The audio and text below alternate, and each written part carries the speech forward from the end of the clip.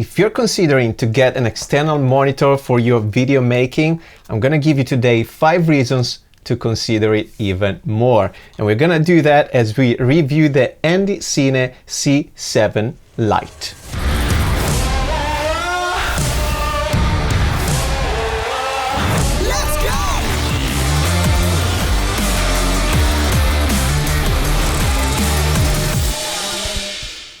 Hello and welcome to a new video. We're not gonna waste any extra time today. We get straight into the video, but of course, hit the subscribe button right now. So I'm gonna give you the first reason why you should consider an external monitor for your video making: the size.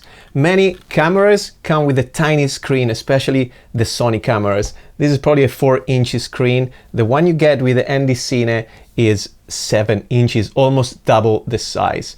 That's very important to frame correctly your shot, to focus correctly your shot, because in this thing you can barely see the image, and that's when this comes very handy. A 7 inches monitor is great when you are on set, you want to be precise with your focus, with your framing, everything. Temperature, it's very, very key. The size is 17.5 centimeters by 2.2 by 10.5. The weight, 330 grams, including the battery. This is a touch screen monitor, which is a great feature. You can turn the touching option on and off, and simply if you swipe your finger up and down on the left hand side of the monitor, you will change the brightness of it. To the right hand side, you will change the volume of the audio. If you swipe from the bottom, you'll show up the menu and go through a lot of different things that we will check later on. Simply tap on it and the menu will disappear. Also, this is a full HD monitor, so it features 1920 pixels by 1080 and the aspect ratio is 16 by 10. The second reason for you to consider an external monitor is its brightness. Usually these kind of monitors are much brighter than the camera monitors, and that comes very handy when you're shooting outdoors, of course, because in a sunny day, again, in some monitors you can barely see what's happening through the camera, and that's why these monitors are quite powerful usually. The Andycine C7 comes with 500 nits, which is 500 candles per square meter basically in the old measurement units. It's quite bright. To give you an example, it's similar to my Blackmagic Pocket Cinema Camera 4K. This is probably a bit brighter actually, so it comes useful to me when I'm shooting outdoor. I'm also using an Atomos Shinobi, which I think it's more than double the brightness of this monitor. So it depends on your needs, okay? And I'm gonna give you my opinion at the end of the video, but it's quite bright. The monitor can support 4K, 60 Hz HDMI signal, that's in terms of input, and an output up to 4K 60 Hz. We're gonna get back to the features we can find in the menu. There's so many options here. It's very versatile. We have the histogram, you can find the focus picking, you can choose the color and the intensity of it as well.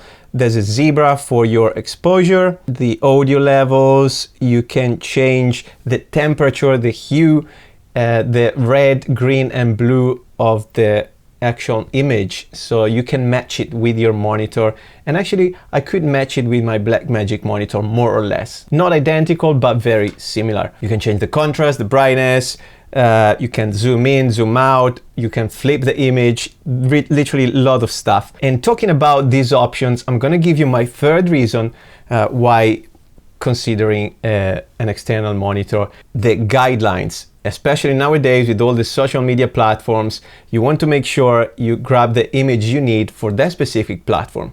And here you can choose different aspect ratio, but actually you are filming the whole full frame, but you can select a specific aspect ratio. For example, we want to shoot in 9:16 for Instagram stories. Then we're gonna go there, and there you go. You now have a reference in terms of lines for your framing. Of course, you will still record everything, but you can keep in mind just the 9:16, or you can go 1 by 1 for the Instagram posts, or even 4 by 5 for Facebook, for example. So very useful, again, especially if you're doing social media content. Next, we're going to talk about the battery and the power options. Actually, you can power up this monitor in 3 different ways. The battery, there it is.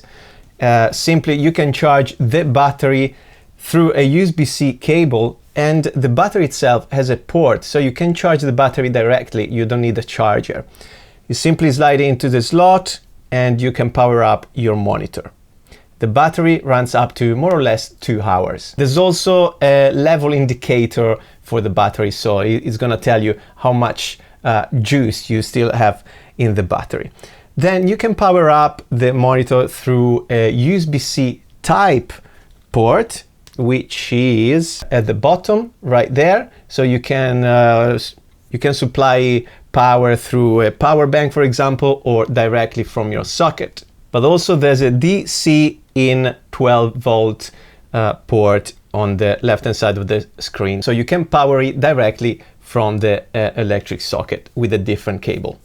And the cable doesn't come with the monitor, just keep it in mind. We'll find also on the same side here a DC out 8 volt port, and through this and a dummy battery for your camera, you can actually power the camera itself. So you can get some energy from your monitor, from the battery of your monitor, and run the camera as well. At the back of the monitor, next to your battery, we have a battery output slot, and through that you can power a wireless transmitter, for example. Let's talk about the body and the build of it, and then I'm going to give you another reason to purchase one of those. There's not much framing around the monitor itself. Just a bit of black frame, as you can see, which I like. I don't really like bulky with chunky frames around the screens. Usually I don't like those kind of monitors. So the design is nice. It's plasticky. Honestly, it feels a bit fragile sometimes, especially when I'm moving the mount here, the hot shoe support. The bottom, felt a bit fragile. We're gonna go through the buttons around the screen, and we have 3 different screw threads, 1/4 inch screw thread on the top, bottom and right hand side of the monitor. So it's very versatile in that sense. You can just mount your monitor however you want. In this case, I'm using the bottom screw thread. There's a 1/4 inch screw thread also at the back of the monitor. We have a wheel on the right hand side. This is the menu wheel. You can go through all the different settings we checked before, exactly the same stuff. Of course, we have the power button right there. On the left hand side, we will find all the ports: HDMI in, HDMI out, DC in 12 volts, DC out 8 volts. And at the bottom, we have an SD card slot to upload some of your LUTs, for example, if you want to. And the DC in 5 volt type C, again, to power up the monitor through a power bank or a smartphone as well. Now that we've gone through the body of the monitor, I want to give you the 4 reason, and it's the versatility in terms of tilting and flipping.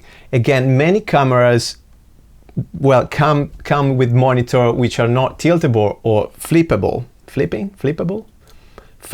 and tilting screens.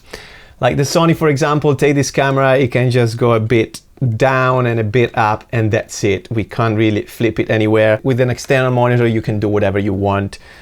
Again, twist it down in case you're shooting at a low angle. You can twist it this way in case you're shooting at high angle.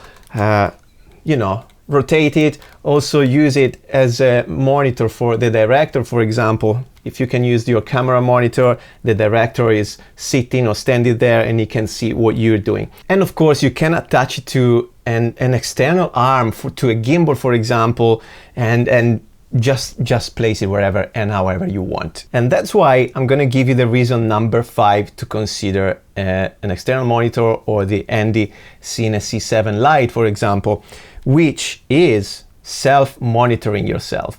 You are a self-shooter, or simply you want to take photos on your own. You don't know how to do it. You don't know how to take the focus, because it's very hard when you're on your own without a monitor. That's how you do it.